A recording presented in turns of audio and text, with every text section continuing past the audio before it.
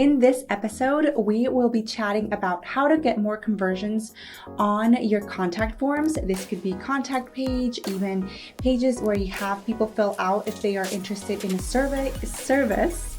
And we're going to go over a couple of the tips that I have that will hopefully be easy for you to implement and also help you out. My name is Yasmin Robles with Robles Designs, and I create drill-worthy websites and brands for entrepreneurs who are hell-bent on taking over the world. I do this not just by creating pretty sites, although I do. I also do this by implementing strategy and the thought process behind the organization of your website. So the first thing you're going to want to do is take a look at your form, and you're going to want to see how many fields you are currently asking the user to fill out. And I want you to see what the purpose of this form is. So if you are purposefully making it a bit longer and harder to fill out so that you can weed out people who might not be the right fit, that you're doing a great job, perfect. If you feel like it is just asking for too much information in order to have people just do a general inquiry, then you might want to reduce down on fields. The typical fields that I have for the most basic sort of contact form are the name fields, email, a message maybe if needed, how they heard about you. So did they find you on Google? Did they hear about you through a friend? How did they get to your site? And then maybe what service are they interested in? So if you, for example, are interested in website design, there might be a little drop down saying website design. And this can also fit into your Dipsado account, so you can automate people into a workflow. But even if it's just through a Squarespace or a WordPress basic form that gets sent to your email, you'll at least have that information so that you can start telling whether your marketing is going well, or just have that information available for later on. I have seen some professionals ask for a ton of information, whether that is the size of the business, how many employees they have. And again, these are sometimes a bit much, but they work if you are purposefully using them to whittle away the people who are either too lazy to fill out the form, or you really want to make sure that the people who are filling out the form can afford you, and you want to know that before you walk into a meeting and are just beginning to ask those questions. It's just going to make everything flow smoother if you ask them beforehand, but again, make sure that it is with a purpose. The next tip that I have is for you to left align your contact form. Even if it's right in the middle of the page, make sure it's left aligned. It's just an easier flow versus having the submit button in the center. You can also make the submit button the same width as your contact form, but I find that sometimes it feels a little too much. So what you can do is left align the fields and then make sure that the fields are about the same width, and then have the button just left align along with that. It just makes the whole flow easier. Don't ask for a phone number. This is the third tip. I have found, unless you, again, I'm going back to the purpose, unless there is a purpose for the phone number, I find that people are less likely to give their phone number than it is for them to give an email address, first name, some basic information, their phone number. People just don't want to get spammed. They don't want to get calls. Nobody wants to be on the phone anymore.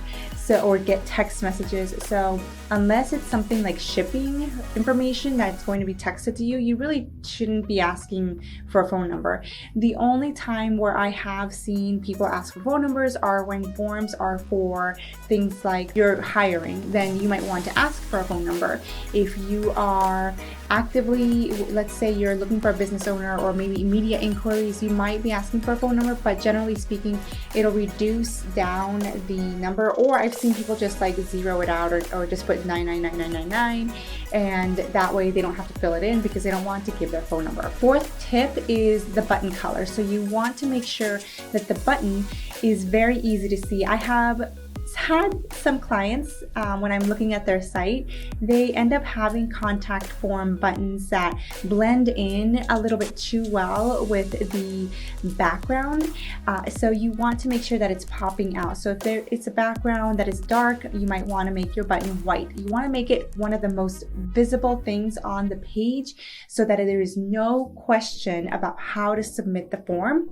And then the form itself, the fields, you want to make sure that they they are also standing out. Maybe not as much as the button, but still standing out. So for example, if you want to keep things pretty clean, maybe a border, a darker gray border around the fields would work well, even if the background of the field and background of the page are both white. You can also add text either above the fields or within the fields to give an idea of what that field is for, such as first name. And that can be a slightly lighter gray, but I would still make sure that it is not so light that it is blending into the background. And then the button could be like this bright lime green on a white background, or a bright red, just because it'll stand out and give you an easier action to take.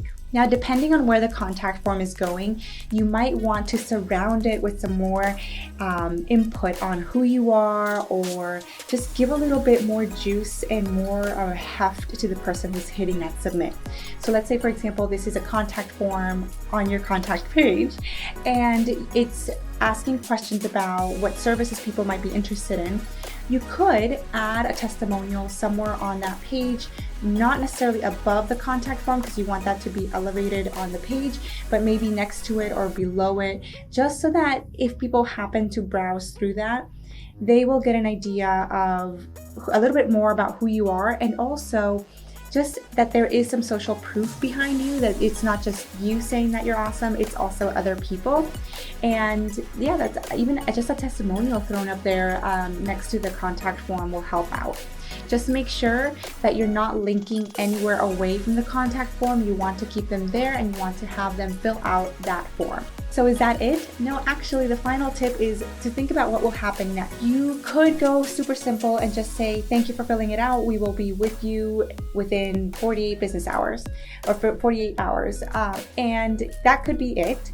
Or you could think of the process that you want them to take. So for example, on the contact form, let's say it's about your business and you're selling SEO services, then from the I fill out the contact form, and then as soon as I hit submit, I'm rerouted to a thank you page.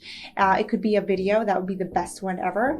A video or images, or just a page thanking you for contacting. It could have information on how I can book a call with you, so that you're not waiting for me to respond to your email with a link to your scheduler. I can just book it now. And then just making sure that you're thinking about that user journey. So I fill out the form, I'm rerouted to a thank you page. There's a video, just kind of you walking through and saying thank you so much. There might be some written information about your company, maybe business hours, some FAQs, and then there could be maybe a little portfolio gallery or case studies. If there's anything else that I get to do, let's say I go in and schedule on your calendar, let's say Calendly is embedded in that page, then what happens after that? Do I just get a thank you message, or am I being sent to another page thanking me, and then maybe showcasing your top blog posts that you have curated for my needs? So kind of think about that journey, and you want to keep people on your site and keep them enticed. You don't want them to say, well, that was done, I am done, I am going to go do something else, I filled out the form. You want to keep them engaged and continue to feed them, to feed their minds, and because they have already shown that they are interested in you, and you want to keep them there. So to recap, the things that you should be doing on your contact page or your contact form are to make sure things are left aligned, to limit what you're asking for in the fields when appropriate, to limit the personal information that you're asking for, like phone numbers. That one seems to convert very low, and a very low rate. Think about what the page has on there that will boost their thinking about you and help them hit that submit button.